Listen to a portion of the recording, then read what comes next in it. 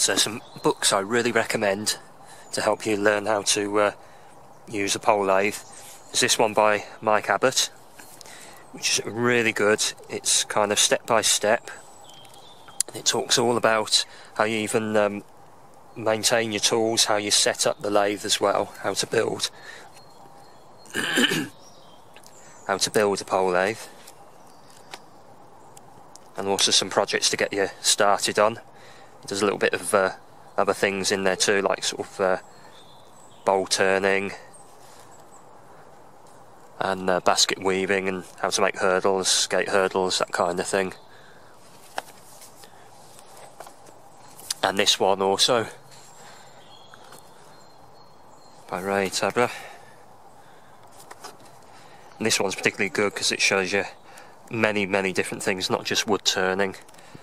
Again, how to look after tools, how to sharpen them, how to make devices, charcoal kilns, steamers, you name it, how to rive, split wood, basket making, hurdle making, all sorts. So basically the pole lathe is made up of an A-frame, or it can be two vertical logs set into the ground which support what we call a bed, and this is where the poppets can move through. The poppets have two pins, and this is where the billet, the piece of wood you are turning, is rested. So to get set up,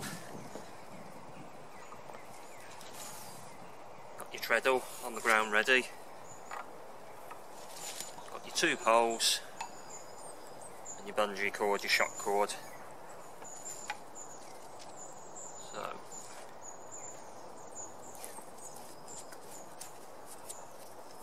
thread that through your treadle. I personally like to use a carabiner because it's less wear and tear on the shock cord, but you don't have to, you can simply tie it on with a knot.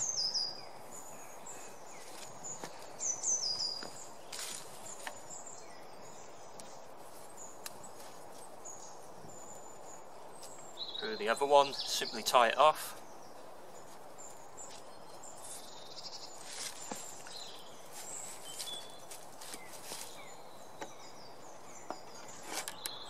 Hook in one side and hook in the other side.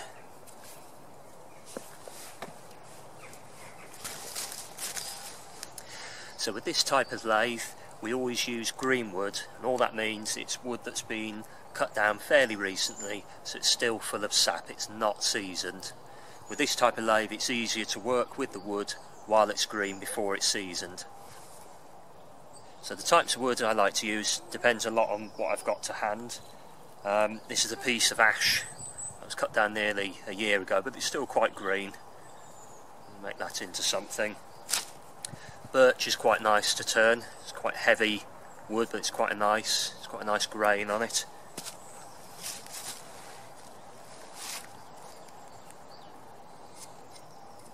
I'm going to look at splitting and preparing the wood in a second. Some of the smallest bits you could go down to about this, sort of 1.5 inches or so. Now you could split that in half and make something smooth, or you could use it whole. The only thing with using wood whole is often as the wood shrinks, as it seasons, it will crack from the centre or the pith, as you can see. And another one. Cherry is also quite a nice wood to turn. It's got a nice smell to it as well as you work it. So, to prepare our wood, our timber that we've got, obviously you want to cut it to size first, whatever means necessary, bow saw, chainsaw, saw, whatever you like. So we cut our log to shape. If you can, try and get both sides nice and square with each other. Otherwise when you get it on the lathe later, if it's uneven one side, it can fly off the lathe. So to make life easier, try and get it straight as possible in the beginning. So I use a little splitting axe to prepare the wood into what we call a billet. You can also use a froe, that's another traditional Scandinavian tool. I might do another video another time on one of those. So going from the centre of the pith, we are going to split across that equally. So the bit in the centre part of this log, sometimes it varies, it can be to one side, can be to another. Wood is always going to be different. That's what makes it fun. I've got my trusty mallet. And another one to make the fracture line.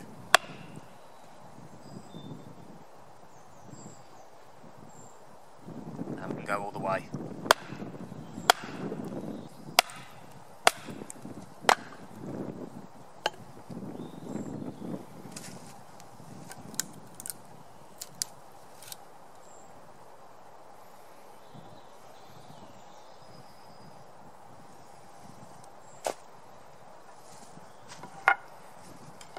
I'm going to start with this piece, and I'm going to use Swedish carving axe. And what we're wanting to do is we want to make it into kind of a rough cylinder shape to begin with.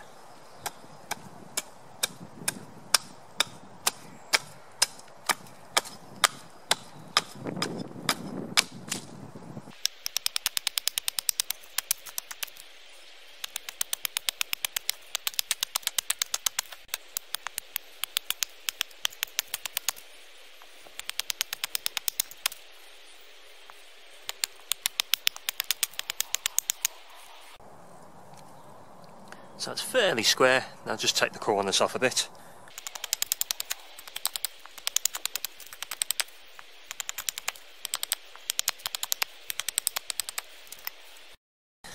Now some pole lathe wood turners like to use draw knife necks, and they will use a device called a shaving horse just to hold this billet. I've just got the vise here, but I'll just show you.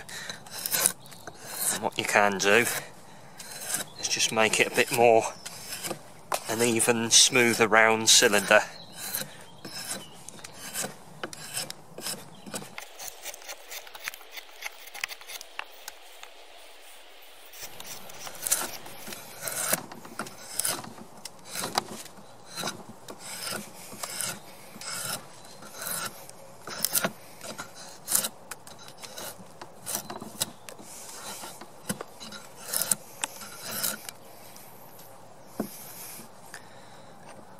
Okay,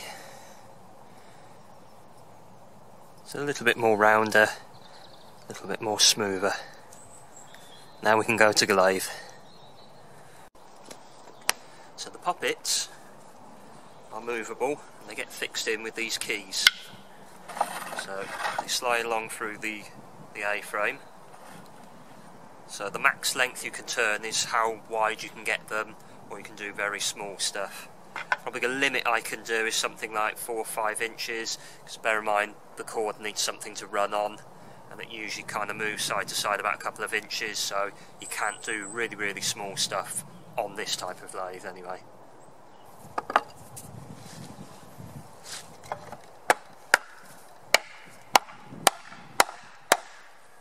To get the poppets to the correct size, put it in one piece and just slide the other, it's about there.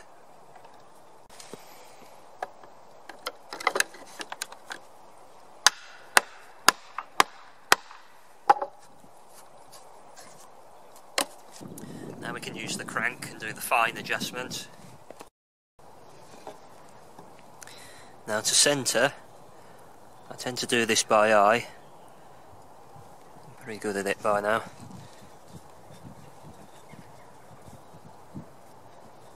So I tend just to gauge it, turn it 90 degrees, and when I think it looks middle, that'll do. I'm doing the same on the other side. Just bring it up a fraction that side.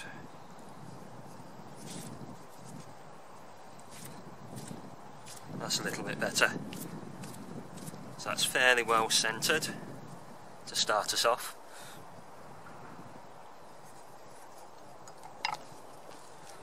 And then we use a tool called a gimlet. We can use something pointed, and all we're doing, just need to make a bit of an indent, a small hole.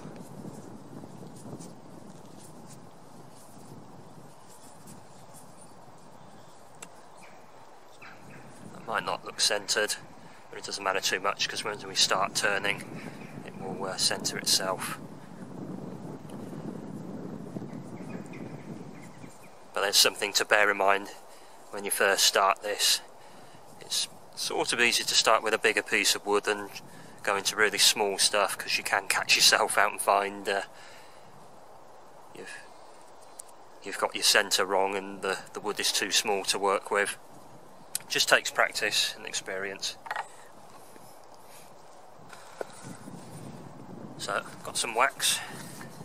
You can use oil, and all this is to do is just to lubricate the wood, because otherwise it starts to heat up on the pins, and also it makes this really awful squeak. So just a little bit in those holes. There, that's fine. So now put the billet on the lathe. So on the side face view, just once around like that. If you do it the other way, you'll find as you turn, you're not actually cutting the wood, because the wood always spins away from you as you treadle. But by doing it this way, you want the wood to spin towards us and engage with the chisel.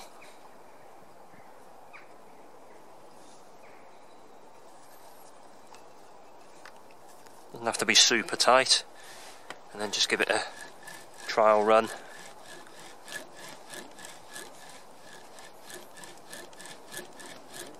Okay. So we've got a roughen out gouge. It's the first tool we begin with. So this is where the fun starts. So as you push down on the treadle, the wood spins. That's when you cut. So you just very gently touch with the chisel, and then when you bring your foot back up, just move the chisel back slightly. And as you see, it engages with the wood. You want to aim for small shavings. You don't want to go too deep. If you go too deep, it jams.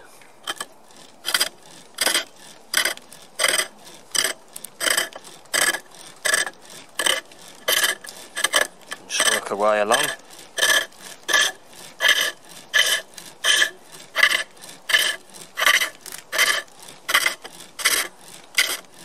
Nice steady rhythm.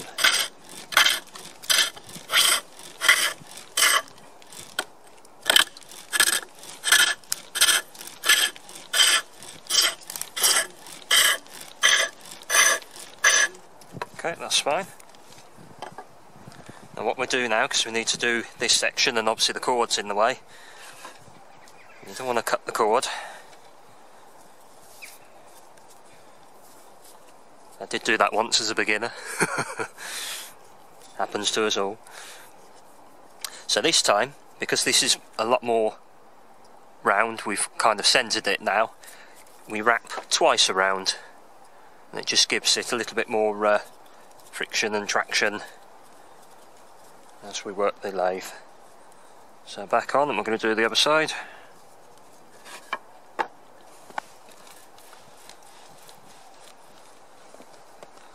And also that's going to spin a little bit faster than before. So same as before.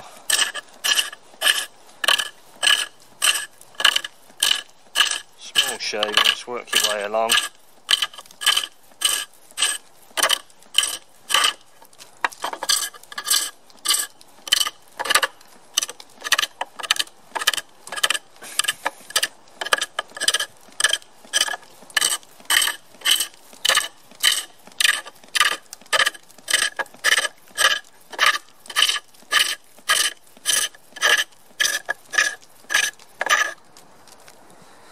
Now we can move on to the flat chisel,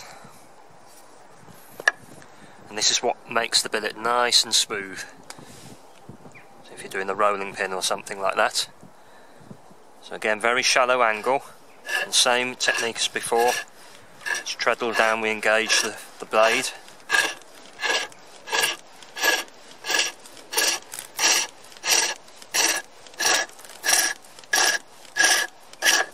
Just work your way along.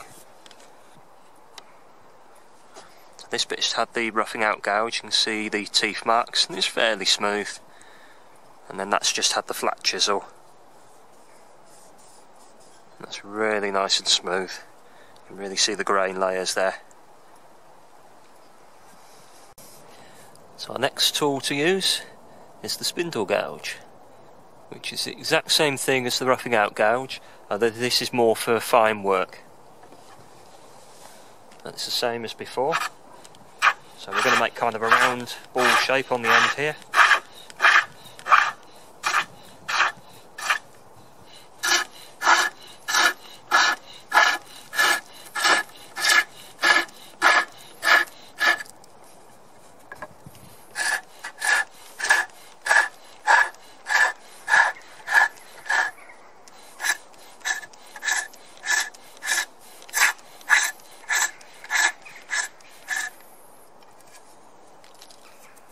So the spindle gouge is also useful for making patterns as well, so if you wanted to make a bit more of an indent, here for example, you can do. Best thing, once you've got the hang of the tools, just practice, experiment a bit.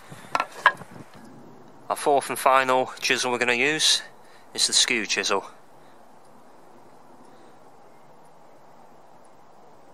Now this one is the hardest to use of the lot. The reason is it likes to dig in if you're not careful. So what you're going to watch is you don't catch with the heel or the toe of the skew chisel, because it will dig into the piece and you'll have to start over re-smoothing it. But basically it's just like the flat chisel, just on a smaller scale.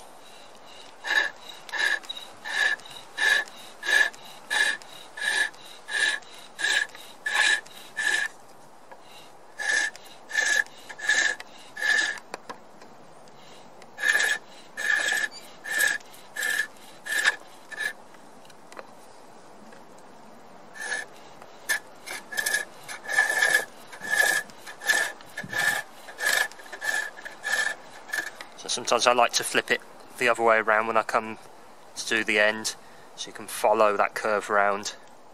As I say, it does take a lot of practice with this one, and then that gets that nice and smooth there. And again, also this is quite useful for doing patterns. If you want to do lines, just go straight in like this.